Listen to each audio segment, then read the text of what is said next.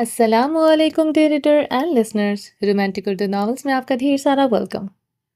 شدت یار بائی زویا علی شاہ کی نیکسٹ ایپیسوڈ لے کر حاضر ہوئی ہوں۔ اگر آپ نے ابھی تک میرے اس چینل کو سبسکرائب نہیں کیا، جلدی سے سبسکرائب کر لیں، لائک اینڈ شیئر کریں اور اپنی رائے کامنٹ باکس میں لازمی دیں۔ چلیں سٹارٹ کرتے ہیں۔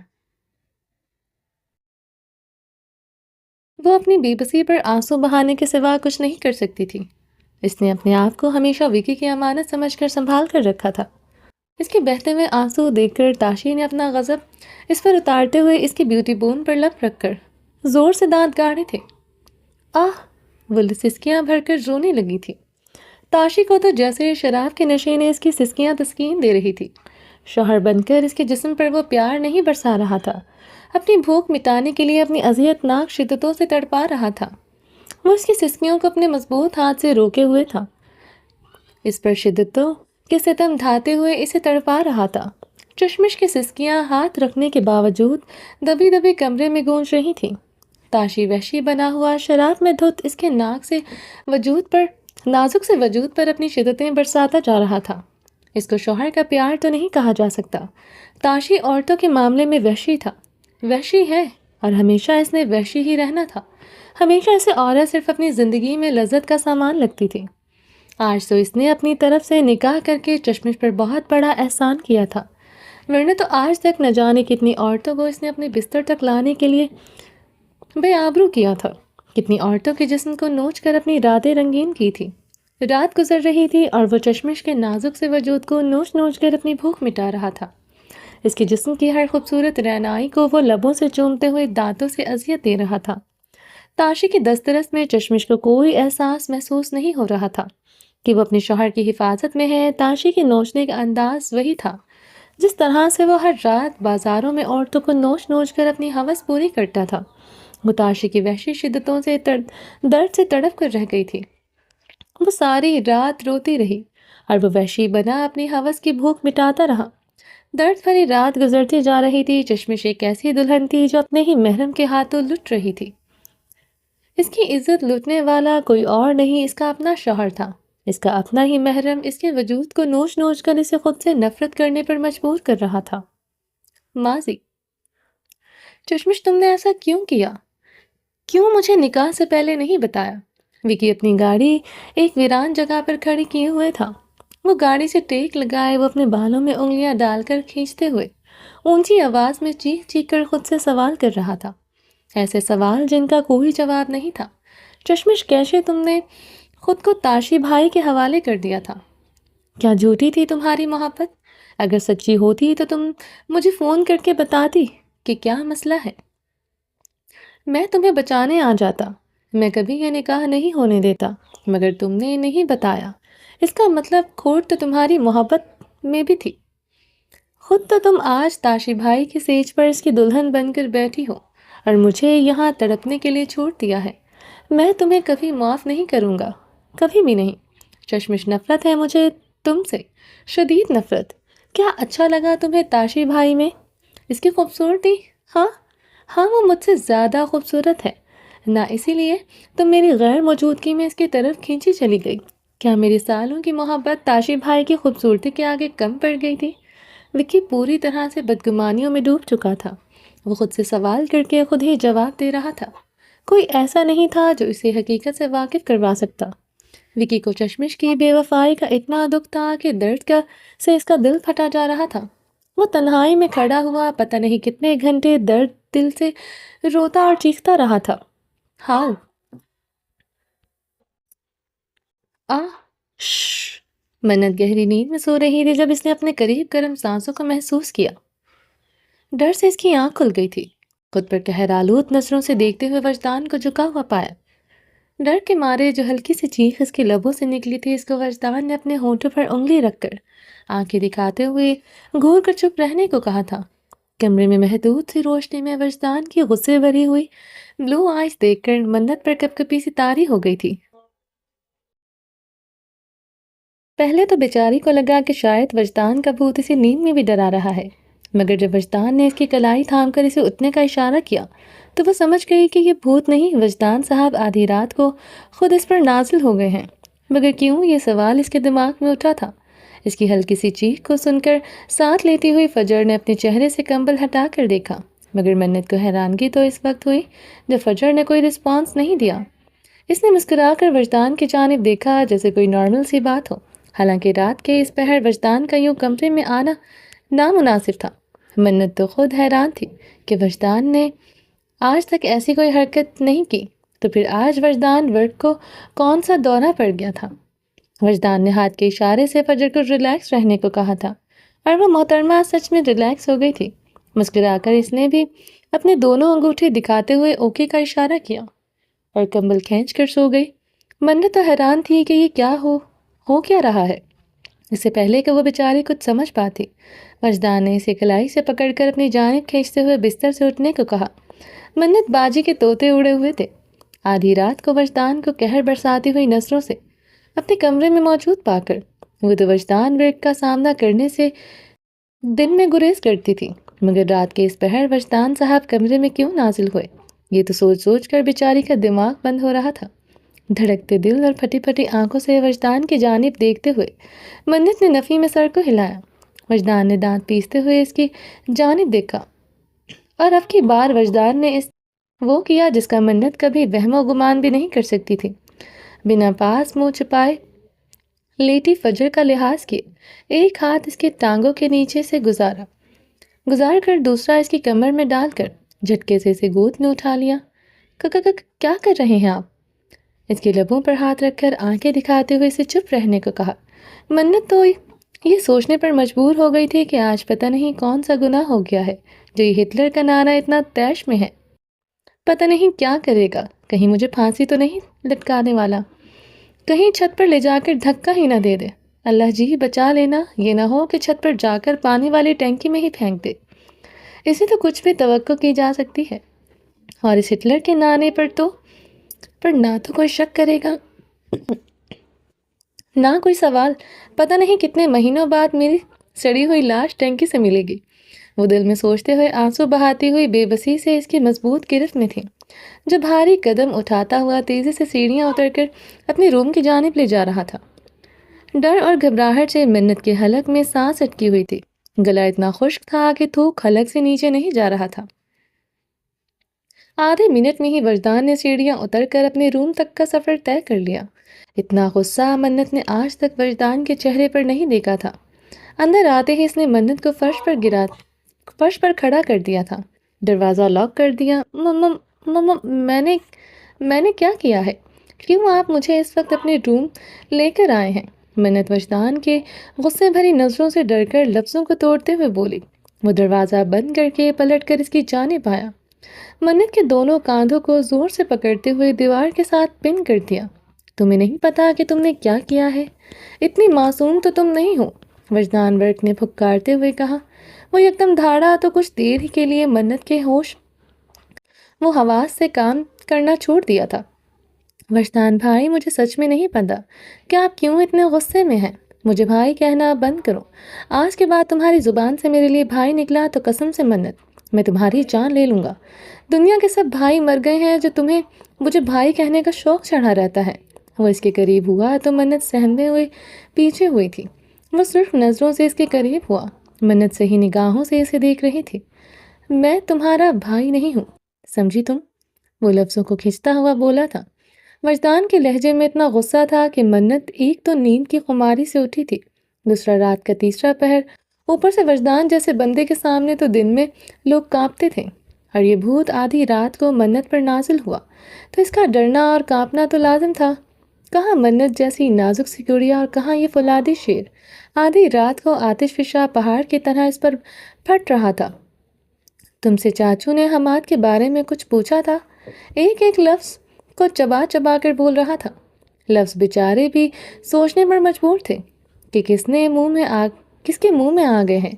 وجدان، ان کے پہلے سوال پر ہی منت کو اندازہ ہو گیا تھا کہ وجدان اتنا غصے میں کیوں ہے، یعنی کہ رشتے والی خبر اس تک پہنچ چکی تھی۔ جی پوچھا تھا۔ پھر تم نے کیا جواب دیا؟ لفظوں کو پیستے ہوئے لال انگارہ آنکھوں سے اس کو گھورتے ہوئے پوچھا۔ بابا نے پوچھا تھا، کیا حماد مجھے پسند ہے؟ جانتا ہوں کہ بابا نے یہ پوچھا تھا۔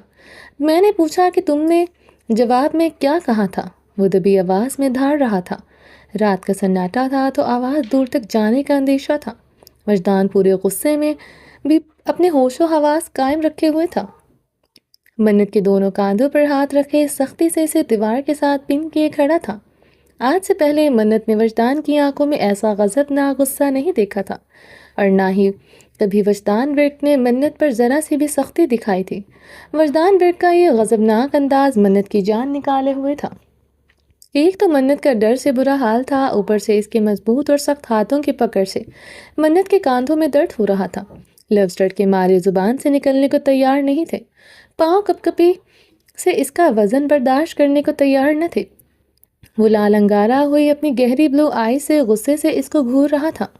وجدان کی گرم سانسیں منت کے چہرے پر پڑ رہی تھی۔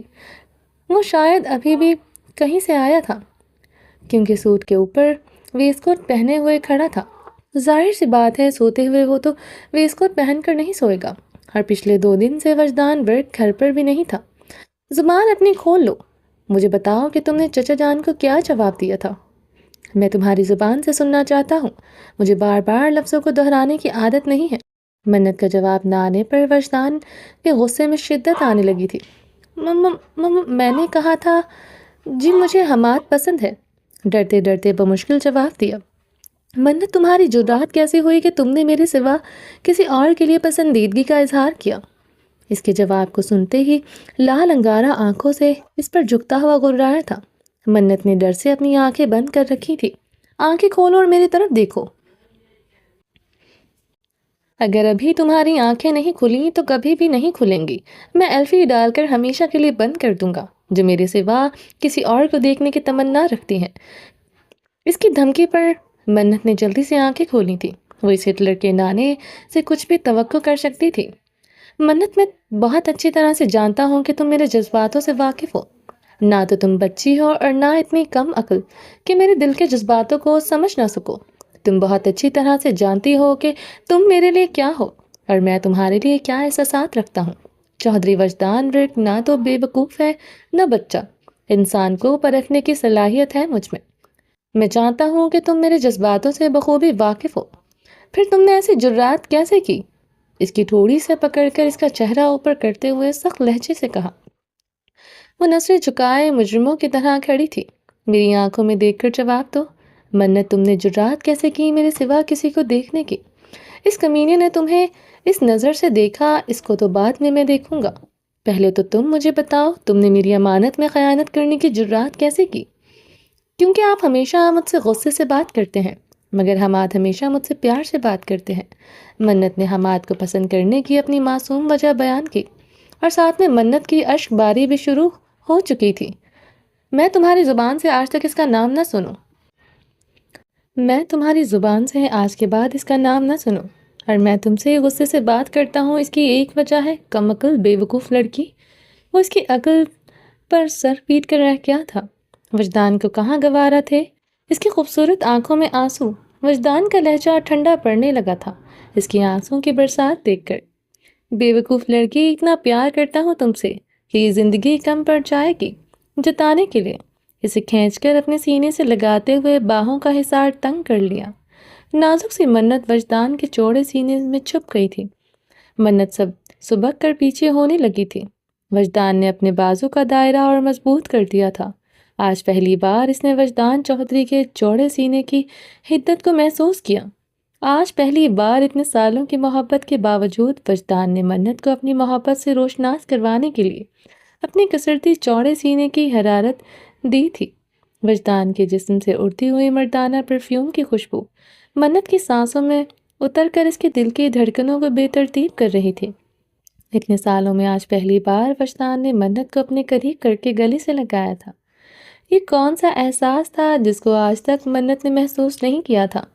وہ سمجھ نہیں پا رہی تھی۔ جس وجدان کے غصے اور ڈانٹ کی وجہ سے وہ ہمیشہ سے ڈرتی اور اس سے دور رہتی تھی، اس کے سنجیدہ اور کم گو والے مزاج کی وجہ سے وہ وجدان کو پسند نہیں کرتی تھی، مگر اس کے سینے سے لگتے ہی وہ سارے ڈر اور خوف سے کہیں دور چلے گئے تھے۔ وجدان کے سینے سے لگ کر تو اسے ایک الگ خوبصورت دل کو گدگدانے والا احساس محسوس ہوا تھا۔ پاگل لڑکی چودھری وجدان ورک کے بچپن کا عشق ہو تم۔ اس وقت تم سے پیار کرتا ہوں جب وجدان ورک کو پیار کا مطلب بھی نہیں پتا تھا۔ اس وقت سے پیار کرتا ہوں جب ہم لوگ بچپن کے معصوم دور میں تھے، اور اتنا پیار کرتا ہوں کہ ساری زندگی پہ لٹاتا رہوں گا تو میری محبت کی حسرتیں پوری نہیں ہوں گی۔ وجدان ورک جب تک صبح اٹھ کر تمہارا چہرہ نہ دیکھ لے اس کی سحر نہیں ہوتی، رات کو سونے سے پہلے میری نظریں تمہارے دیدار نہ کریں تو میری نیند پرسکون نہیں ہوتی۔ اسے اپنی مضبوط باہوں کے حصار میں لیے ہیں، اپنے سینے میں چھپائے ہوئے سرگوشیوں میں دل کی بات اس تک پہنچاتے ہوئے چودھری وجدان ورک کا دل دھک دھک کر کے منت کی دھڑکنوں کو چوم رہا تھا۔ اگر آپ مجھ سے اتنا پیار کرتے ہیں تو پھر آپ مجھے ہر وقت ڈانٹتے کیوں رہتے ہیں؟ منت وجدان کی باہوں میں سینے میں سر چھپائے مدھم سی آواز میں سوال پوچھ رہی تھی۔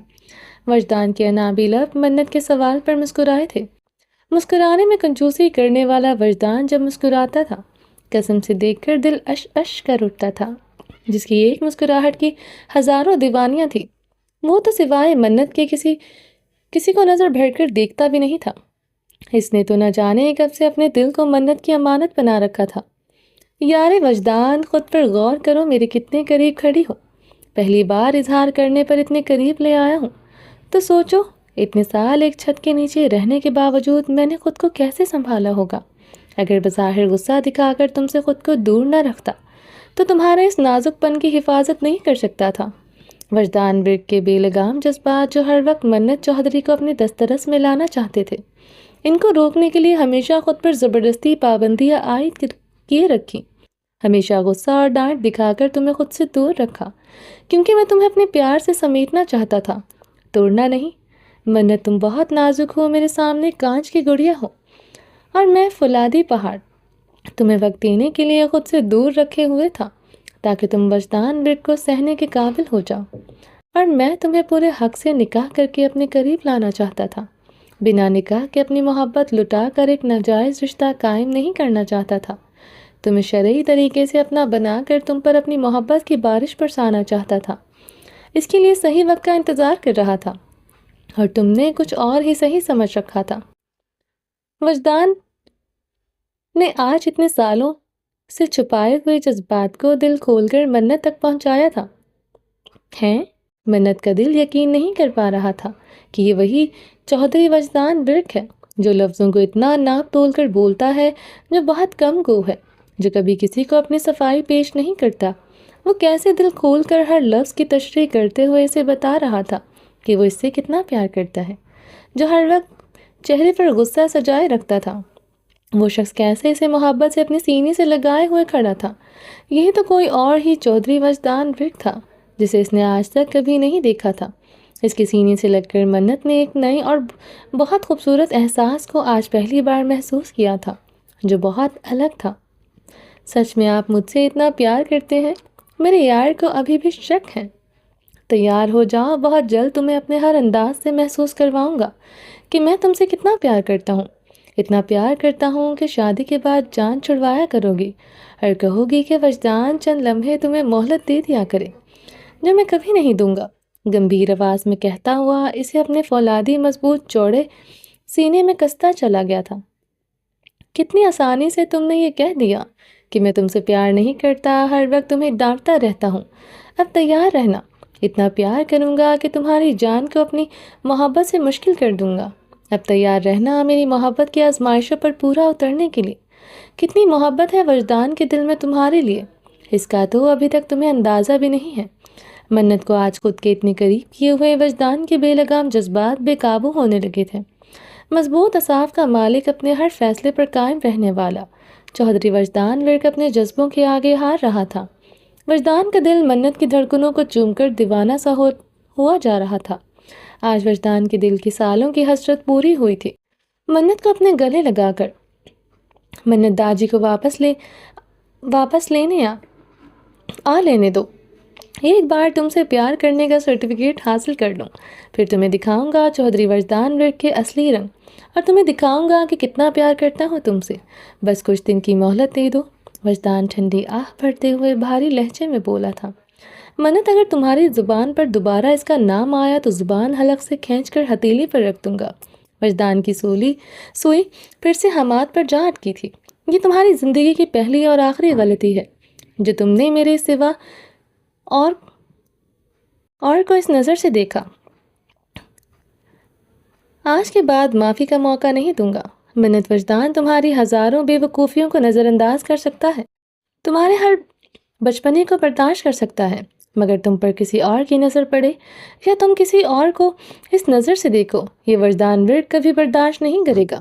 اگر ایسا کبھی ہوا تو وجدان ورک نہ تو تمہاری جان لینے میں سوچے گا اور نہ ہی اپنی جان دینے میں دیر لگائے گا۔ کان کھول کر سن لو، تم میری ہو اور ہمیشہ میری ہی رہو گی۔ تمہیں چھونے کا، پیار کرنے کا اور تمہیں دیکھنے کا حق صرف اور صرف وجدان ورک کو ہے۔ آپ پھر مجھے ڈانٹ رہے ہیں؟ منت پھر سے وجدان کی بدلتی ہوئی ٹون کو دیکھ کر منمناتے ہوئے بولی تھی، یار ڈانٹ نہیں رہا ہوں، اور یہ بار بار مت بولو کہ میں تمہیں ڈانٹتا ہوں۔ جتنی تم میرے قریب کھڑی ہو، اگر مجھے اس بات کا لحاظ نہ ہو کہ اس وقت میں تمہارا محرم نہیں ہوں تو قسم سے تمہیں اسی وقت اپنی محبت سے روشناس کروا کر بتا دیتا۔ ایک تو میں تھک گیا ہوں اپنے جذباتوں پر پہرا لگا کر، روکتے روکتے اوپر سے تم نے مجھے یہ جو ڈانٹ والا ٹائٹل دیا ہے، اس کا حساب تو وجدان ورک تم سے ضرور لے گا۔ اپنی محبت سے اگر تمہاری سانسیں بند نہ کر دی تو میرا نام بھی وجدان نہیں۔ آپ مجھے ڈرا رہے ہیں؟ ڈرا رہا ہوں، اور تمہیں مجھ سے ہمیشہ ڈرنا ہوگا، کیونکہ تمہارا یہ ڈرا ہوا خوبصورت چہرہ وجدان کو بہت پیارا لگتا ہے۔ اس خوبصورت ڈرے سہمے شرارتی لہجے چہرے پر فدا ہے وجدان ورک۔ پاپا پلیز مجھے جانے دیں۔ وجدان کو خود پر جھکتے ہوئے دیکھ کر منت گھبرا گئی تھی۔ وجدان کی گرم تیز سانسیں اس کی گردن پر پڑ رہی تھی۔ وجدان کے سینے پر ہاتھ رکھتے ہوئے منت جھٹکے سے پیچھے ہو گئی۔ وجدان نے اسے اپنی گرفت سے جان بوجھ کر آزاد کر دیا تھا، ورنہ وجدان جیسے فولادی شیر کی گرفت سے منت جیسی کانچ کی گڑیا کا نکلنا مشکل ہی نہیں، ناممکن تھا۔ وجدان کے جذباتوں سے چور چہرے سے نظریں ہٹا کر دیوار پر مرکوز کیے ہوئے کھڑی اپنے ہونٹوں کو چبا رہی تھی، جس سے اس کے گلاسy پنک ہونٹ اور بھی گلوسی اور جوسی ہو رہے تھے۔ کیوں یار وجدان اتنی جلدی گھبرا گئی ہو؟ ابھی تو میں نے اپنی محبت کی کتاب کا ایک پنہ بھی نہیں الٹایا، ابھی تو میری محبت کی پوری داستان باقی ہے۔ وہ مسکراتے لبوں سے اس کے قریب ہوا اور کمر میں ہاتھ ڈالتے ہوئے پھر سے اپنی قریب کر لیا۔ اب سمجھ میں آیا کہ میں کیوں خود کو تم سے دور رکھتا تھا۔ اب میں کیا کروں اس دیوانے دل کا جو نہیں چاہتا کہ تم یہاں سے جاؤ۔ اپنے دل پر ہاتھ کا مکہ بنا کر پوائنٹ کرتے ہوئے کہا، ان پر ظلم کرنے کا تمہیں کوئی حق نہیں ہے، ان کو میرے لیے چھوڑ دو۔ ان پر پورے حق سے کچھ دن بعد میں خود ظلم ڈھاؤں گا، اس کی گلوسی لبوں کو انگوٹھے سے آزادی دلاتے ہوئے کہا۔ وجدان کی آواز میں آنے والی بھاری پن میں اضافہ ہونے لگا تھا۔ مجھے ڈر لگ رہا ہے، منت منمناتے ہوئے بولی۔ یار وجدان ڈر تو آج بھی مجھے خود سے لگ رہا ہے، کہیں وجدان اپنے اس بے لگام محبت بھرے جذباتوں کے آگے ہار نہ جائے۔ یار وجدان چلی جاؤ، ورنہ وجدان خود کو تم سے دور نہیں کر پائے گا۔ وجدان جھٹکے سے دور ہوا اور مسکراتے لبوں سے بھاری آواز میں اسے جانے کو کہا۔ وجدان نے ایک بار پھر سے اپنے جذبوں پر لگام کھینچتے ہوئے اپنے یار کو اپنی دسترس سے پوری حفاظت کے ساتھ دور کیا تھا۔ سچ کہتے ہیں لوگ، جن کو پیار کیا جائے ان کے جسموں کی بھوک نہیں رکھی جاتی، اور جن بھیڑیوں کے میں جسموں کی بھوک ہو وہاں پیار کا بسیرا نہیں ہو سکتا۔ منت جلدی سے دروازہ کھولتے ہوئے نکلنے لگی تھی۔ اس نے ایک نظر پلٹ کر جاتے ہوئے مسکرا کر وجدان کے چہرے پر ڈالی۔ وہ اپنے دونوں ہاتھ کمر پر باندھے ہوئے جذباتوں سے چور چہرہ لیے کھڑا تھا۔ اس کی نیلی آنکھوں میں محبت کا دریا آگ اگل رہا تھا، اس کی گہری آنکھوں میں خماری کا ایک جہاں آباد تھا، مگر وجدان نے پھر بھی اپنے یار کو پوری حفاظت سے جانے کی اجازت دی تھی۔ منت کی دھڑکنوں میں محبت کی آندھی چل رہی تھی۔ اسے کیا پتا تھا جس جذبے کو وہ حماد میں تلاش کر رہی تھی، وہ جذبہ، وہ سکون، وہ محبت وجدان میں موجود تھی۔ وجدان کے وجود کا ایک غربت بھرا لمحہ منت کے دل میں محبت کی ڈالی کو پتوں سے لے کر کونپلوں تک ہریالی بخش چکا تھا۔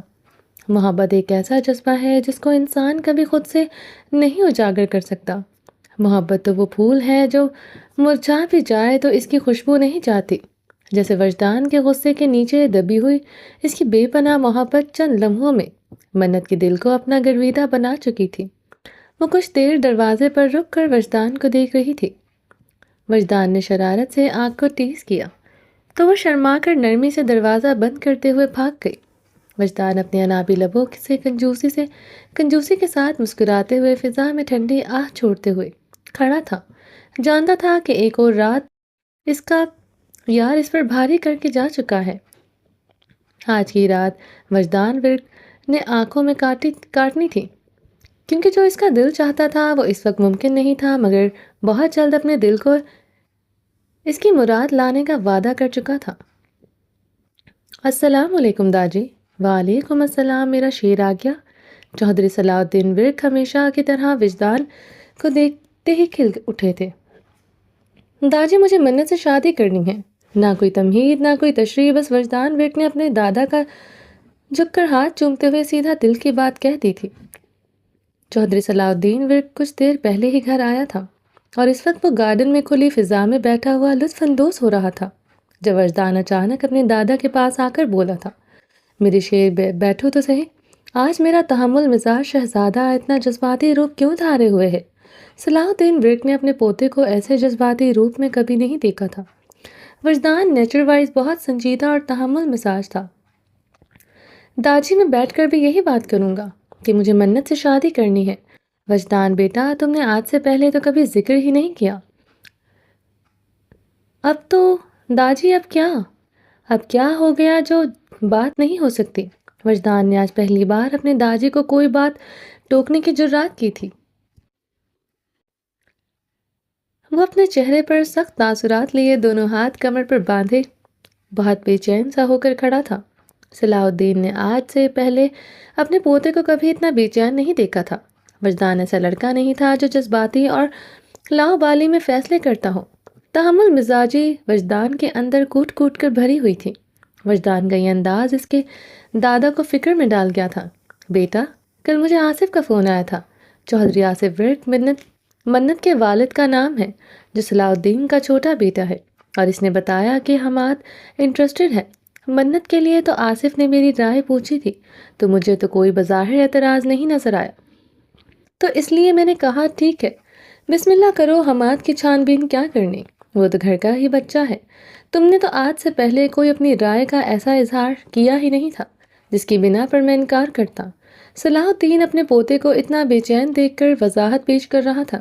داجی، اب بتا دیا ہے نا، اب آپ فیصلہ کر دیں اور بات کریں اپنے بیٹے سے کہ منت صرف میری ہے۔ وجدان کے لہجے میں تلخی اتری تھی جس کو چودھری صلاح الدین ورک نے بخوبی نوٹ کیا تھا۔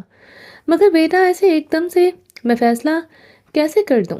حماد بھی اپنا ہی بچہ ہے اور منت نے بھی اپنی پسندیدگی کا اظہار کر دیا ہے، اور میری رضامندی جان کر آصف اور عافیہ نے حماد سے حامی بھر لی ہے، تو داجی ان کو کہہ کر انکار کروا دیں۔ اور میری منت نے کوئی اظہار نہیں کیا، وہ صرف ایک غلط فہمی تھی، آپ منت کو بیچ میں مت لائیں۔ اور رہی بات حماد کی، تو کیا آپ کی نظروں میں اس کی اہمیت مجھ سے زیادہ ہے؟ آج پہلی بار چودھری وجدان ورک اپنے داجی کے سامنے اتنے زیادہ سوال جواب کر رہا تھا۔ وجدان میرے شیر، تم میرے لیے کیا ہو؟ مجھے نہیں لگتا کہ مجھے تمہیں تمہاری اہمیت بتانے کی ضرورت ہے۔ تم ہمیشہ سے میرے سب پوتے پوتیوں میں سے میرے دل کے بہت نزدیک رہے ہو، تو آج یہ سوال کر کے کیا تم میری محبت پر شک کر رہے ہو؟ وجدان، صلاح الدین نے اپنے پوتے کے بے چین چہرے کو بڑے غور سے دیکھا تھا۔ داجی، آپ جا کر میری اور منت کی شادی کا فیصلہ سنا دے۔ مجھے پتا ہے کہ آپ کے فیصلے کے آگے کوئی نہیں بول سکتا۔ پلیز میری خاطر کریں اپنے بیٹے سے بات۔ یہی سمجھ لیں کہ آج آپ کا پوتا اپنے داجی کے پیار کا امتحان لینا چاہتا ہے۔ وجدان کا لہجہ سپاٹ اور لفظوں میں گہرائی تھی۔ چودھری صلاح الدین ورک حیران تھا اپنے پوتے کو دیکھ کر، جو سمندر کی مانند گہرا تھا، جس نے اتنے سالوں میں کبھی کسی کو محسوس بھی نہیں ہونے دیا تھا کہ وہ منت کو پسند کرتا ہے۔ تم نے آج سے پہلے ذکر کیوں نہیں کیا؟ ہر وقت تو تم منت کو کھا جانے کو دوڑتے تھے۔ صلاح الدین نے وضاحت سننی چاہی تھی، کیونکہ مجھے مناسب نہیں لگا کہ میں اتنے سالوں پہلے آپ سے اپنی محبت کا اظہار کرتا اور میں منت پر کسی قسم کی انگلی اٹھتے ہوئے برداشت نہیں کر سکتا تھا، اس لیے ہمیشہ اس کے ساتھ سختی سے پیش آتا تھا، اور نہ ہی مجھے اندازہ تھا کہ حماد جیسا کوئی نمونہ ہمارے گھر آ کر اپنی رائے پیش کرے گا۔ حماد کا نام لیتے ہوئے وجدان کے چہرے کے تاثرات سرد ہوئے تھے، مگر اب تو آصف اور عافیہ حماد کو زبان دے چکے تھے، اور تم جانتے ہو کہ ورک خاندان کے لوگ اپنی زبان سے کبھی پیچھے نہیں ہٹتے۔ کیا تم اس بات سے واقف نہیں ہو؟ داجی، یا تو آج اپنی زبان رکھ لیں یا پھر اپنے پوتے جان، فیصلہ آپ کا ہے۔ وجدان کی دھمکیاں سن کر صلاح الدین برق حیران ہو رہا تھا۔ شہزادے، اب تو اپنے دادا کو بلیک میل کرے گا؟ داجی، گستاخی معاف کر دیجیے گا، مگر منت کو پانے کے لیے میں کچھ بھی کر سکتا ہوں، کسی بھی حد تک جا سکتا ہوں۔ پلیز آپ جا کر ابھی بات کریں، ورنہ اگر مجھ سے کوئی الٹا سیدھا قدم اٹھ گیا تو آپ مجھ سے ناراض مت ہونا۔ جا رہا ہوں شہزادے میرے شیر، مگر مجھے تم سے ایسی لاؤبالی کی امید نہیں تھی، چودھری صلاح الدین صاحب نے اٹھتے ہوئے وجدان سے کہا تھا۔ داجی، اس کی معذرت، میں آپ سے بہت شرمندگی کے ساتھ معافی مانگ رہا ہوں اور مانگتا رہوں گا، بس یہ میری پہلی اور آخری خطا سمجھ کر معاف کر دیجیے گا۔ آج کے بعد آپ کو کبھی شکایت کا موقع نہیں دوں گا۔ وجدان نے نظر جھکائے شرمندہ انداز سے کہا۔ وجدان کو اپنا انداز خود پسند نہیں آیا تھا، اس نے اپنے دادا جان کو پریشرائز کرتے ہوئے اپنی بات منوائی تھی، مگر اس وقت حالات کا تقاضا یہی تھا۔ اگر وجدان دباؤ نہیں ڈالتا تو اسے منت نہیں مل سکتی تھی، اور منت کو کھو دینے کا سوچ کر بھی وجدان ورق کا دل بند ہونے لگتا تھا۔ میرے شیر، اتنی آسانی سے تمہیں معافی نہیں مل سکتی، اب تمہاری خواہش تو تمہارے دادا ضرور پوری کرے گا۔ آخر میرے پوتے نے پہلی بار سینہ تان کر، آنکھوں میں آنکھیں ڈال کر کوئی فرمائش کرنے کی جرات کی ہے، تو صلاح الدین ورق اپنے پوتے کی خواہش کو کبھی رد تو نہیں ہونے دے گا، اب چاہے اس کے لیے کسی کا دل ٹوٹے یا مجھے بھی تمہاری طرح اپنے بیٹے پر دباؤ ڈالنا پڑے۔ تمہارے دل کی مراد تمہیں ہر صورت میں ہر قیمت پر پوری کروں گا، مگر میرے شیر تیار رہنا، زندگی میں کبھی بھی کسی بھی وقت تمہارے پیار کو بھی کسوٹی پر رکھا جا سکتا ہے۔ اگر کبھی دادے پر ایسا وقت آن پڑے جب تمہیں بھی کسی حد سے گزرنا پڑے تو اس وقت ہوگا تمہارے پیار کا امتحان۔ صلاح الدین نے اپنے پوتے کو سوچتی ہوئی نظروں سے دیکھ کر کہا تھا۔ داجی، گستاخی معاف، جانتا ہوں اس طرح لاؤبالی میں میرے بولے گئے جملے آپ کے دل کو ناگوار گزرے ہیں، مگر داجی، قسم ہے مجھے اس رب کائنات کی، اگر زندگی میں کبھی ایسا مقام آئے کہ میرا داجی کہیں کہ چودھری وجدان ورق اپنے ہاتھوں سے اپنی گردن کاٹ لے، تو آپ کی قسم وجدان کا کبھی اف بھی نہیں کہے گا اور پوچھے گا بھی نہیں کہ آپ نے ایسا کیوں کہا، بس آپ میری محبت میرے کشکول میں ڈال دیں۔ وجدان نے نظریں جھکائے شرمندگی سے کہا تھا۔ بے فکر ہو جاؤ، منت تمہاری ہے، اب اس کے لیے مجھے جو بھی حربہ استعمال کرنا پڑے وہ میں کروں گا۔ اپنے پوتے کی پیٹھ تھپتھپاتے ہوئے صلاح الدین ورق وہاں سے چل پڑا تھا۔ ماضی، مجھے جانے دیں، مجھے نماز پڑھنی ہے۔ چشمش ساری رات تاشی کی وحشت زدہ شدتوں کو سہتے ہوئے اس وقت زرد رنگت لیے بکھری ہوئی لیٹی تھی۔ تاشی اب بھی اس کے اوپر حکومت بنائے ہوئے لیٹا تھا۔ ٹھیک ہے، نماز پڑھ کے جلدی واپس آنا، وہ بھاری آواز میں آنکھیں بند کیے ہوئے اس کے اوپر سے ہٹا تھا۔ اب کیوں، آپ نے مجھے کیا کہنا ہے؟ اپنے اوپر چادر لپیٹتے ہوئے کراہت زدہ لہجے میں بولی۔ اس بات کا کیا مطلب ہے؟ تاشی نے ناگواری سے اس کی جانب دیکھتے ہوئے گھور کر کہا۔ اس کے رات سے کیے نشے سے لال آنکھیں دیکھ کر چشمش سبک کر پیچھے ہو گئی تھی۔ میں رات کو تمہیں بہت اچھی طرح سے سمجھا چکا ہوں کہ میں وکی نہیں جو تمہارے نخرے دیکھوں گا، میں تاشی ہوں جس کے لیے عورت صرف ایک استعمال کرنے کی چیز ہے۔ یاد رکھنا کہ اب تم میری بیوی ہو، اس لیے آج کے بعد جب بھی بلایا کروں تو سوال کرنے کی جرات مت کرنا۔ تمہیں کیا والا کوئی بھی حق میں نے نہیں دیا۔ اس کے بازو کو پکڑ کر مروڑتے ہوئے تاشی نے صبح صبح اسے اذیت ناک درد سے نوازا تھا۔ کیوں کر رہے ہیں آپ میرے ساتھ ایسا؟ کیا بگاڑا ہے میں نے آپ کا؟ وہ ہاتھ کو سہلاتے ہوئے رو رہی تھی۔ ابھی میں نے تمہیں کہا ہے کہ کیا والا حق میں نے تمہیں نہیں دیا، مگر لگتا ہے تمہاری کھوپڑی میں میری بات پوری طرح سے گھسی نہیں۔ مگر تمہارے سوال کا جواب میں ضرور دوں گا، کیونکہ یہ سوال مجھے پسند آیا۔ تاشی خود پر چادر ڈالے ہوئے آدھے ادھورے لباس میں پڑا تھا، جبکہ چشمش نے اپنے ارد گرد اپنے وجود کی کراہت کو چھپانے کے لیے چادر لپیٹ کر بیٹھی ہوئی تھی۔ ایک ہی رات میں چشمش کو خود سے نفرت محسوس ہونے لگی تھی۔ دیکھو، خوبصورت تو تم ہو، یہ تو تاشی اعتراف کرتا ہے۔ اسے خود سے اور نفرت پر مجبور کرنے کے لیے اپنا مضبوط ہاتھ چادر کے اندر بے باک انداز سے لے جاتے ہوئے اپنی ٹھنڈی انگلیوں سے اس کے دل والے مقام پر سختی محسوس کرواتے ہوئے نظریں بات کرتے ہوئے اس کے چہرے پر مرکوز کر رکھی تھی۔ چشمش نے درد سے سسکی بھری تھی۔ شش، برداشت کرنا سیکھو، یہ تاشی کا انداز ہے۔ خود میں تاشی کی شدتوں کو برداشت کرنے کی صلاحیت پیدا کرو۔ یہ سسکیاں مجھے بالکل بھی پسند نہیں، سخت لہجے اور سخت تیور سے بولتے ہوئے کہا۔ وہ زبردستی سسکی کو گلے میں گھونٹ کر رہ گئی تھی۔ Good, very good. اس کی سسکی دبانے پر تنزیہ اپریشیٹ کرتے ہوئے شیطانی مسکراہٹ چہرے پر سجائے ہوئے تھا۔ ہاں، تو سوال یہ تھا کہ میں تمہارے ساتھ ایسا کیوں کر رہا ہوں اور میں نے تمہارے شادی کیوں کی ہے؟ تمہارے ساتھ شادی کیوں کی ہے؟ تمہاری یہ خوبصورتی میری آنکھوں کو اچھی لگی تھی۔ ویسے تو مجھے راتوں کو سکون دینے کے لیے ایک سے بڑھ کر ایک عورت موجود ہے جن کو میں ایک اشارے پر اپنے بستر تک لے آتا ہوں۔ مانا کہ میری راتوں کو رنگین کرنے کے لیے بہت ساری عورتیں دستیاب ہیں، مگر اب اس طرح کی عورتوں کے ساتھ گھر تو نہیں بسایا جا سکتا۔ تم میرے خاندان کی لڑکی ہو اور پڑھی لکھی ہو، ایک اچھے اور پڑھے لکھے خاندان سے تعلق رکھتی ہو اور ماشاءاللہ سے ڈرپوک بھی ہو، جیسی بیوی کی مجھے ضرورت تھی۔ وہ ساری خوبیاں تم میں موجود ہیں۔ یہ ہے تمہارے پہلے سوال کا جواب کہ میں نے تم سے شادی کیوں کی ہے۔ اس لیے میں نے تم سے شادی کی، آخر مجھے اپنا وارث تو چاہیے تھا جو میں بازاروں کی عورتوں سے تو پیدا نہیں کروا سکتا تھا۔ اور دوسرے سوال کا جواب کہ میں تمہارے ساتھ ایسا کیوں کر رہا ہوں، تو اس کا جواب یہ ہے کہ تم نے جو وکی سے محبت کر کے غلطی کی ہے، اس کی سزا تو تمہیں جان من وفتاً ملتی رہے گی۔ جب وکی سے محبت کی بات میرے دماغ میں آئے گی تو میں اپنی شدتوں اور اذیتوں سے تمہیں تڑپاتا رہوں گا۔ تھوڑا سا صبر کر لیتے، آخر میں نے پڑھائی کر کے واپس آ ہی جانا تھا۔ تمہاری خوبصورتی تو بچپن میں بھی میری آنکھوں کو بہت جچتی تھی، جوانی میں نظر پڑنے کی دیر تھی۔ دیکھو کتنی جلدی سے تمہیں اپنا بنا لیا۔ جو کام تمہارا وکی سالوں میں نہیں کر سکا، وہ میں نے دنوں اور منٹوں میں کر لیا۔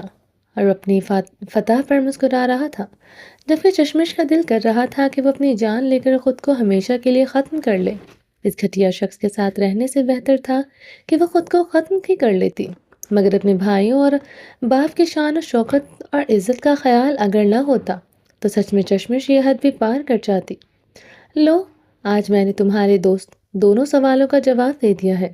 اب کوئی سوال مجھ سے دوبارہ مت کرنا، پھر نہ کہنا کہ تمہارا حشر میں نے خراب کر دیا۔ دھمکی آمیز لہجے میں بولتا ہوا تکیے پر سر رکھے ہوئے الٹا لیٹ گیا تھا۔ ساری بات کرتے ہوئے مجال ہے کہ کچھ سیکنڈ کے لیے بھی اس گھٹیا شخص کے بے باک ہاتھوں کو سکون آیا ہو۔ مسلسل اسے سسکنے پر مجبور کر رہا تھا۔ اب جاؤ، نماز پڑھ کر آ کر اپنے مجازی خدا کی خدمت میں پیش ہونا۔ زیادہ دیر انتظار کرنا مجھے پسند نہیں ہے۔ وہ جلدی سے بیت سے اتر کر خود کو چادر میں سمیٹے ہوئے واش روم کی جانب لپکی تھی۔ اس کی وحشی شدتوں کے نشان چشمش کے پورے وجود پر لگے ہوئے تھے، جو اس نے واش روم میں آتے ہی سامنے لگے مرر میں دیکھے تھے۔ اس کے دودھ جیسے گورے مخملی جسم کا کوئی حصہ ایسا نہیں تھا جہاں اس کی بے رحم شدتوں کے نشان موجود نہیں تھے۔ وہ سسکیاں لے کر روتے ہوئے شاور کے نیچے کھڑی تھی۔ شاور سے گرتے ہوئے پانی سے اسے جسم پر جلن محسوس ہو رہی تھی۔ وہ وکی کو اس وقت سوچنا نہیں چاہتی تھی، جانتی تھی کہ اب اس کو سوچنا گناہ ہے۔ تاشی جیسا بھی ہے، جو بھی ہے، بے شک وہ رتی برابر بھی چشمش کو پسند نہیں، مگر حقیقت یہی تھی کہ وہ اس وقت اس کا شوہر تھا اور وکی کچھ بھی نہیں، جس کو کبھی اس نظر سے دیکھا اور سوچا تک نہیں تھا۔ آج وہ شخص اس کی زندگی پر، اس کے وجود پر پورے حق رکھتا تھا، جس کو اتنا چاہا، خواہوں میں بسایا۔ وہ آج اس کے لیے نامحرم تھا، جس کو سوچ کر بھی گناہ گار ہونا لازم تھا۔ مگر اتنے سالوں کی محبت کو چشمش ایک ہی رات میں کیسے اپنے دل و دماغ سے نکال دیتی؟ وہ اپنی سسکیوں کو دباتے ہوئے رو رو کر اپنے وجود کو رگڑ رگڑ کر شاور کے پانی سے صاف کر رہی تھی، جس سے اس کے وجود پر جلن کی شدت بڑھنے لگی تھی، کیونکہ جس طرح کی شدتیں اور وحشت تاشی نے ساری رات اس کے نازک وجود پر لٹائی تھی، اس میں کہیں بھی شوہر کی محبت اور مان نہیں تھا، مگر اپنی قسمت پر رونے کے سوا چشمش اور کچھ نہیں کر سکتی تھی۔ حال آصف، اس کا مطلب میں کیا سمجھوں؟ تم دونوں میاں بیوی میرے حکم کو رد کر رہے ہو، تم مجھے منت کے لیے انکار کر رہے ہو۔ چودھری صلاح الدین ورک کا لہجہ سخت ہونے لگا تھا۔ وہ اپنے بہو اور بیٹے سے وجدان اور منت کے رشتے کی بات کر رہا تھا، جبکہ وہ سمجھانے کی کوشش کر رہے تھے کہ انہوں نے صلاح الدین کی رضامندی سے حماد کو ہاں کی ہے، تو اب اس بات کی گنجائش نہیں، جو کہ بالکل صحیح بات تھی، اور صلاح الدین کا دل بھی جانتا تھا کہ آصف اور عافیہ بالکل صحیح کہہ رہے ہیں، مگر چودھری صلاح الدین ورک اپنے پوتے کی ضد کے آگے مجبور تھا، تو بنا سخت رویہ دکھائے بات بن نہیں سکتی تھی۔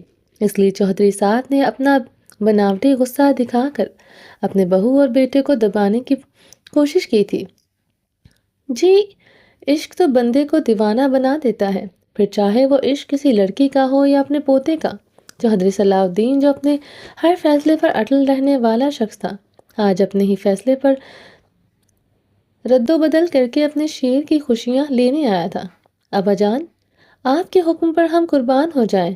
ہماری ایسی جرات نہیں کہ ہم اپنے ابا جان کے حکم کی عدولی کریں، مگر ابا جان، ہم نے منت کا حماد کے ساتھ رشتہ آپ کی رضامندی سے طے کیا ہے، تو اب ہم حماد کو کیا جواب دیں؟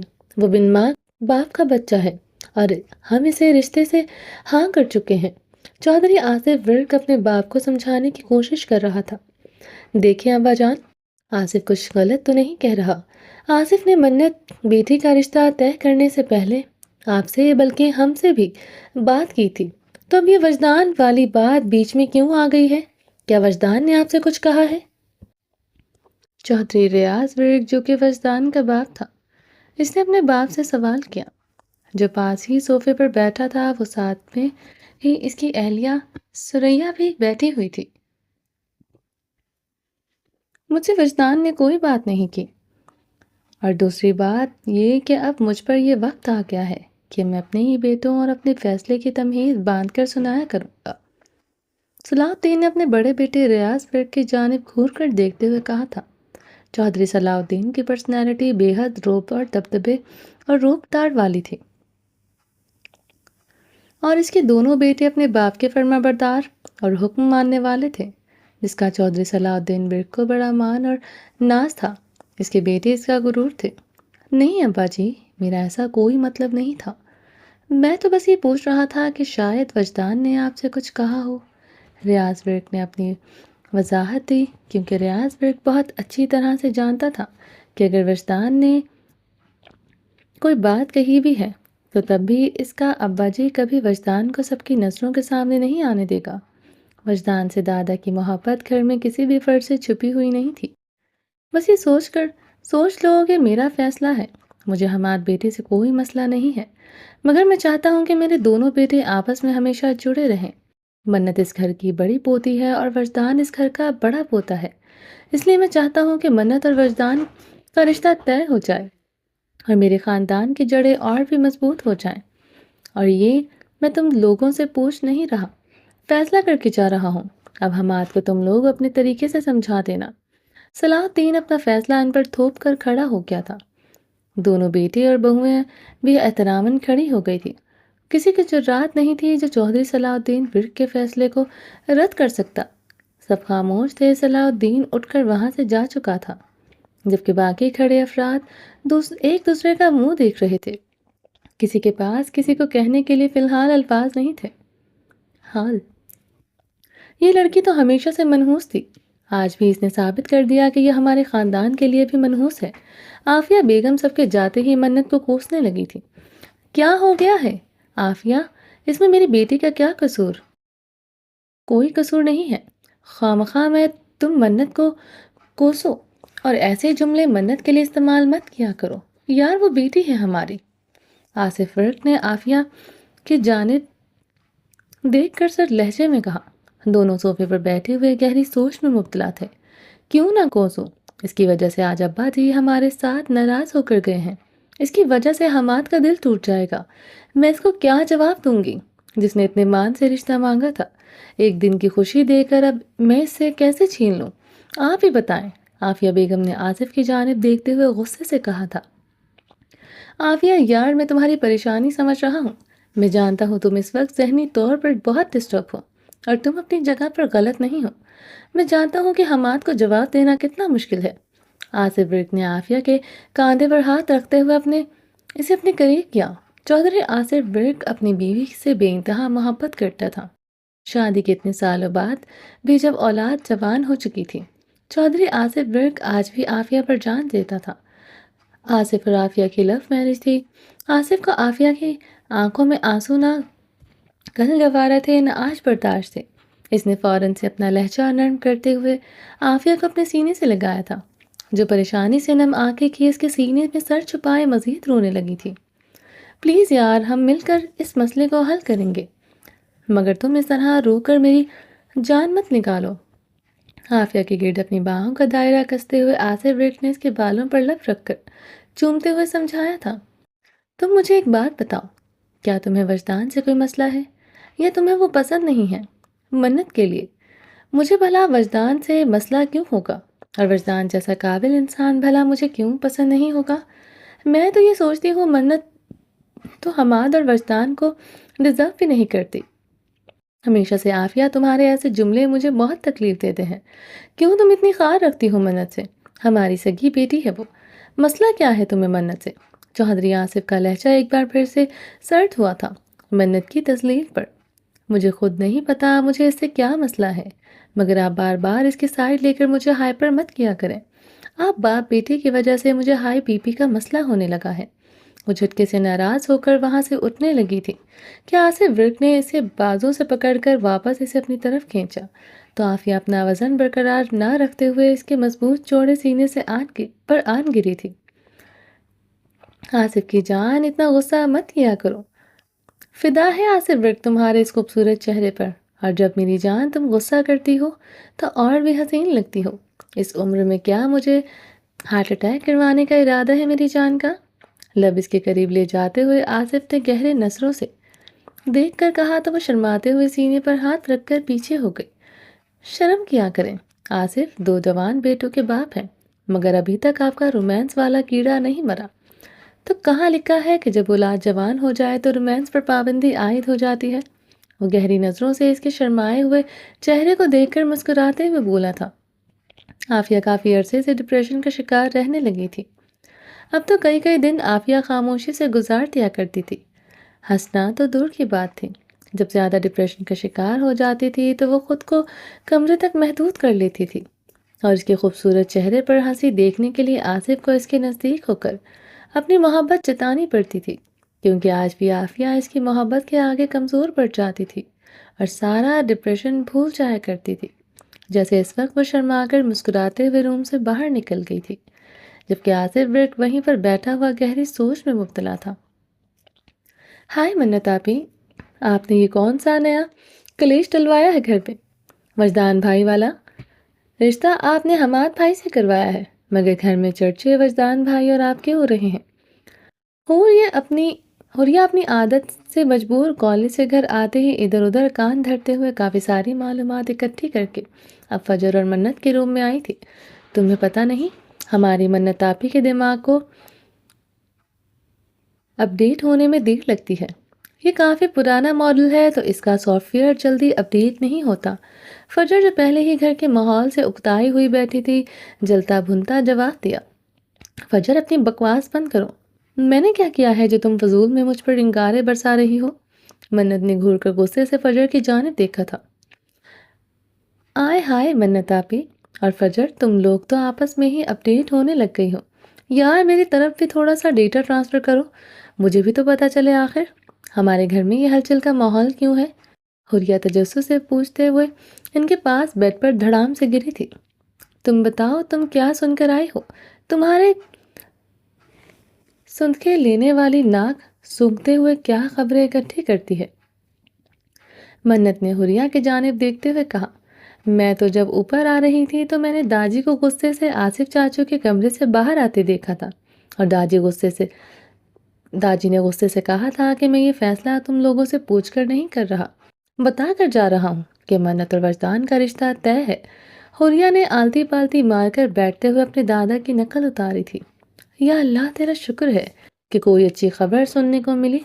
फजर ने दुआ के लिए हाथ उठाते हुए बोलकर चेहरे पर दोनों हाथ फेर लिए।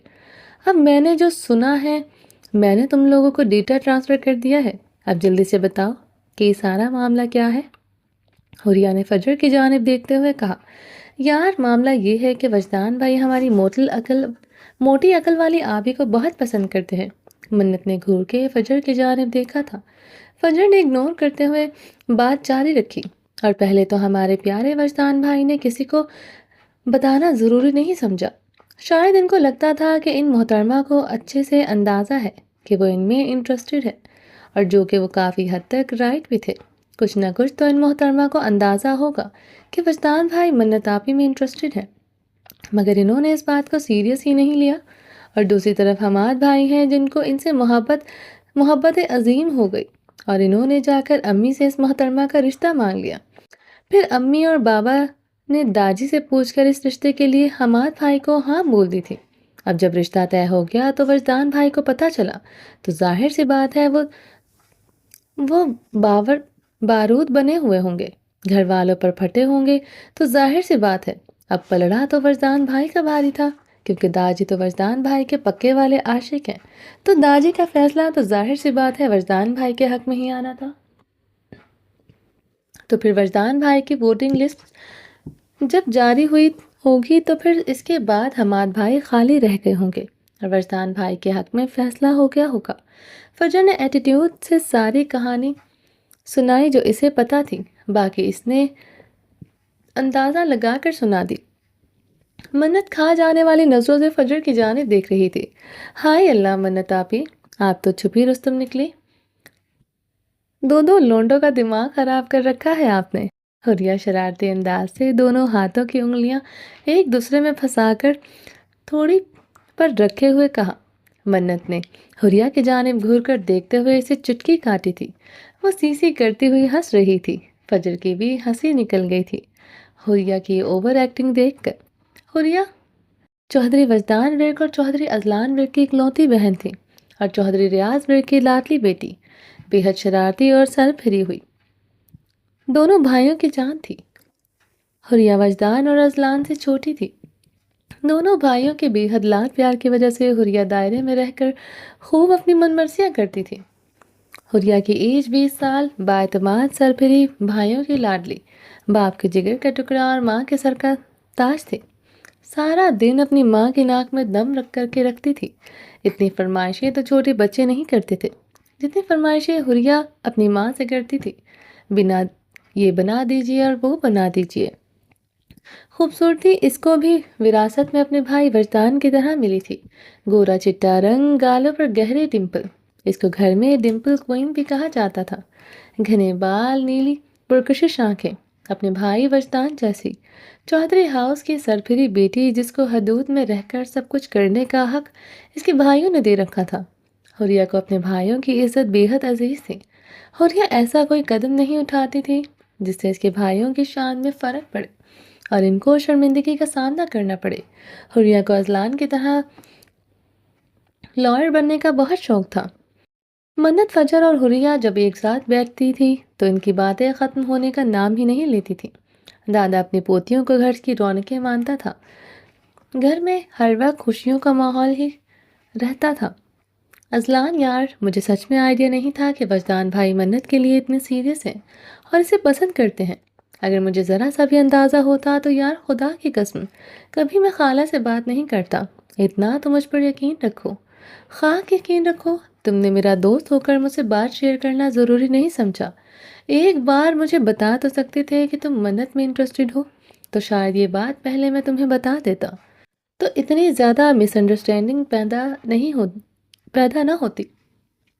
चौधरी अजलान विर्क और हमाद काजमी दोनों बाहर लॉन में बैठे हुए थे। दोनों में इस वक्त काफ़ी तल्ख कलामी चल रही थी। घर के बड़े शायद नहीं जानते थे, मगर वजदान भाई शुरू से मन्नत के लिए बहुत पॉसेसिव थे। तो इतना दूध पीता बच्चा तो मैं भी नहीं था। अंदाज़ा तो मुझे भी था कि भाई मन्नत के लिए अलग फीलिंग्स रखते हैं।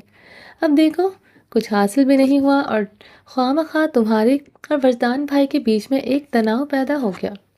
یار ناراض تو مجھے ہونا چاہیے جس کو ایک دن کی خوشی دے کر گھر والوں نے ہاں کہتی اور دوسرے دن وجدان بھائی کی وجہ سے نہ بولتی۔ میں بھی تو صبر کر کے پیچھے ہٹ گیا ہوں، میں نے بھی تو بڑوں کی بات مان لی ہے، تو وجدان بھائی کو بھی اس بات کو یہیں پر ختم کر دینا چاہیے۔ حماد جیسے کہ تم تو وجدان بھائی کو جانتے ہی نہیں کہ وجدان بھائی کس نیچر کے مالک ہے۔ ہم دونوں جڑواں ہیں، ہماری عمروں میں کوئی فرق نہیں، اس کے باوجود تم جانتے ہو کہ میں وجدان بھائی کی کتنی رسپیکٹ کرتا ہوں۔ اس لیے نہیں کہ وہ عمر میں مجھ سے بڑا ہے، بلکہ اس لیے کہ وہ مجھ سے زیادہ سمجھدار اور رسپیکٹ کے لائق ہے، اور یہ رسپیکٹ اس نے اپنے تحمل مزاجی اور سمجھداری سے کمائی ہے۔ وجدان بھائی میں چند چیزیں ایسی ہیں جن سے تم بھی بخوبی واقف ہو، جیسے کہ وہ اپنی خاص چیزوں کے لیے بہت زیادہ پوزیسو رہتے ہیں۔ جو چیزیں ان کی ہیں وہ صرف ان کی ہیں۔ وہ جو چھوٹی چھوٹی چیزیں یہ دوسروں کے ساتھ شیئر کرنا پسند نہیں کرتے۔ تو بتاؤ کہ اب تو بات ان کی محبت کی ہے۔ وجدان بھائی اتنی آسانی سے تمہارے ساتھ واپس پہلے جیسے نہیں ہوں گے۔ مجھے تکلیف ہو رہی ہے کیونکہ تم میرے بیسٹ فرینڈ ہو، یار ہو میرے، میں تم سے بہت محبت کرتا ہوں، اور وہ بھائی ہے میرا، خون کا رشتہ ہے اس کے ساتھ میرا، یوں کہہ لے کہ دو جسم ایک جان ہے۔ تو بتاؤ اس سچویشن میں میں کیا کروں؟ نہ تو میں تمہیں چھوڑ سکتا ہوں، نہ وجدان بھائی کو۔ اب بتاؤ جو غلطی مجھ سے ہو گئی ہے اس کا ازالہ میں کیسے کروں؟ اذلان کو اتنا پریشان دیکھ کر حماد نرم لہجے میں بولا تھا۔ حماد مجھے سچ میں سمجھ نہیں آ رہی تھی کہ میں فی الحال تمہیں کیا مشورہ دوں۔ میں بس یہی کہہ سکتا ہوں کہ فی الحال تم وجدان بھائی سے زیادہ سامنے مت آنا، بہتر ہے اگر تم دونوں کا آمنا سامنا نہ ہو، شاید آہستہ آہستہ وقت کے ساتھ یہ بات ٹھنڈی پڑ جائے۔ ٹھیک ہے جیسے تم کہو گے، میں کر لوں گا، پلیز اب تم مزید پریشان مت ہو۔ حماد خود اس وقت ذہنی طور پر بہت زیادہ پریشان تھا، مگر وہ اذلان کو اس طرح پریشان نہیں دیکھ سکتا تھا۔ اذلان تو خوش مزاج رہنے والا بندہ تھا، مگر اذلان اس وقت اپنے بھائی اور حماد کے پیچھے جس طرح سے پھنسا ہوا تھا اس کا انداز حماد کو بخوبی معلوم تھا۔ ماضی وکی آج 15-16 دن بعد گھر آیا تھا، وہ بھی اپنے ماں باپ کے بار بار فون کر کے بلانے کی وجہ سے۔ وکی اندر سے پوری طرح سے ٹوٹ چکا تھا، وہ اپنے بھائی اور چشمش کی بے وفائی برداشت نہیں کر پا رہا تھا۔ بھائی تو بے وفا تھا، مگر چشمش کو بے گناہ ہونے کے باوجود اس نے خود ہی بے وفا قرار دے دیا تھا۔ شام ڈھل رہی تھی جب وکی گھر آیا تھا۔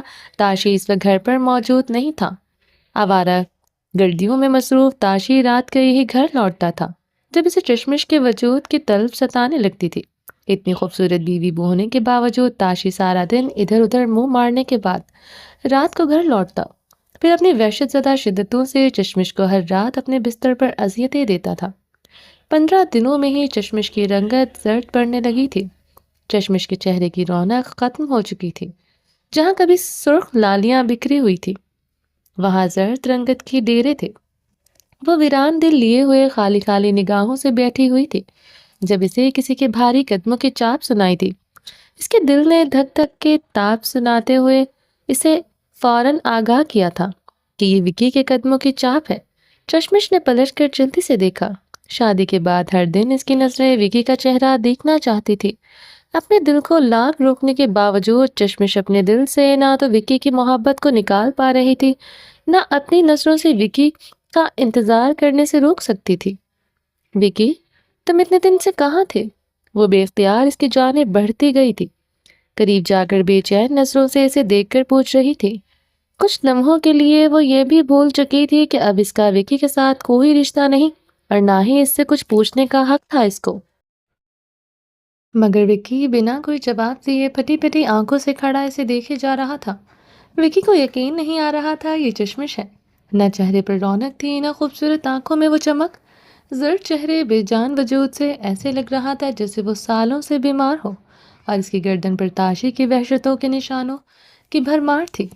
اپنی چشمش کو دیکھ کر وکی کا دل بند ہونے لگا تھا۔ اس نے تو یہ سوچ رکھا تھا کہ چشمش تاشی کے ساتھ بہت خوش و خرم زندگی گزار رہی ہے، وہ جب گھر جائے گا تو اسے چہکتی ہوئی چشمش تاشی کے ساتھ ملے گی، مگر یہاں تو الگ ہی نظارہ دیکھنے کو ملا تھا۔ اس کی گردن پر پڑے نشانوں کو دیکھ کر وہ تڑپ گیا تھا۔ غصے سے وکی نے نظریں پھیر لی تھی۔ وکی پلیز مجھ سے نفرت مت کرنا، ہو سکے تو پلیز مجھے معاف کر دو، یہ سوچ کر کہ ہو سکتا ہے تمہاری چشمش کی کوئی مجبوری رہی ہو۔ بے اختیار روکنے سے بھی چشمش کے آنسو رکے نہیں تھے۔ تم تاشی بھائی کے ساتھ خوش نہیں ہو اور تمہارے حالات دیکھ کر مجھے ایسا لگتا ہے کہ تم نے اس کے ساتھ خوشی سے شادی کی ہے۔ تو بتاؤ چشمش، کیا مجبوری تھی تمہاری؟ کیوں تم نے میرے آنے کا انتظار نہیں کیا؟ کیوں تم نے مجھے فون کر کے بتایا نہیں کہ میری غیر حاضری میں نکاح کی پلاننگ ہو رہی تھی؟ اب بھی بتا دو۔ اس کے کاندھوں پر بے اختیار ہاتھ رکھتے بولا تھا۔ چشمش نے اس کے ہاتھ کاندھوں سے ہٹاتے ہوئے اسے دوری اختیار کر لی۔ ایسے مت کرو چشمش، ایسی بے رخی مجھ سے برداشت نہیں ہو رہی۔ میں پچھلے 15 دن سے پل پل مر رہا ہوں، نہ مجھے نیند آتی ہے نہ سکون۔ منہ کھولو اور بتاؤ یہ سب کچھ تم نے کیوں کیا؟ ٹوٹے ہوئے سخت لہجے میں پوچھ رہا تھا۔ وکی میں کچھ نہیں بتا سکتی، بس تم یہ سمجھ لو کہ میری خاموشی میں ہی سب بہتری ہے۔ جو اللہ کو منظور تھا وہ ہو گیا۔ وہ اپنے آنسو صاف کرتے ہوئے بہادری سے بولی، وکی میں تمہیں اس حال میں نہیں دیکھ سکتی، پلیز اپنا خیال کرو۔ تم اس کا خیال رکھنے کے لیے ہو تو پھر اسے خود کا خیال رکھنے کی کیا ضرورت ہے؟ پیچھے سے آتی تاشی کی آواز پر دونوں نے چونکتے ہوئے پلٹ کر دیکھا تھا، جو دیوار کے ساتھ ٹیک لگائے کھڑا ان کی باتیں سن رہا تھا۔ تم ایسا کیا کرو نا، راتوں کو میرا خیال رکھا کرو اور دن میں اس کا خیال رکھا کرو، اس طرح اس کے زخموں پر مرہم بھی لگ جائے گا اور تم دونوں کا عشق بھی تازہ رہے گا۔ تاشی چلتا ہوا ان کے قریب آ کر طنزیہ ان پر ہنس رہا تھا۔ کیا ہوا، میرا آئیڈیا پسند نہیں آیا؟ دن سے کام نہیں چلے گا، میرے بھائی اور میری بیوی کو ایک دوسرے کے ساتھ اپنی راتیں رنگین کرنی ہے۔ تاشی بے حیائی سے شیطانی مسکراہٹ لیے دونوں کو باری باری دیکھ کر بول رہا تھا۔ چلیں جی، باقی کا نیکسٹ ایپیسوڈ میں کنٹینیو کریں گے۔ امید ہے آپ کو یہ ایپیسوڈ بہت پسند آئی ہوگی۔ اگر آپ نے اب تک چینل کو سبسکرائب نہیں کیا، جلدی سے سبسکرائب کر دیں، لائک اینڈ شیئر کریں اور اپنی رائے کامنٹ باکس میں لازمی دیجیے گا۔ اپنا ڈھیر سارا خیال رکھیے گا، دعاؤں میں مجھے یاد رکھیے گا۔ اللہ حافظ۔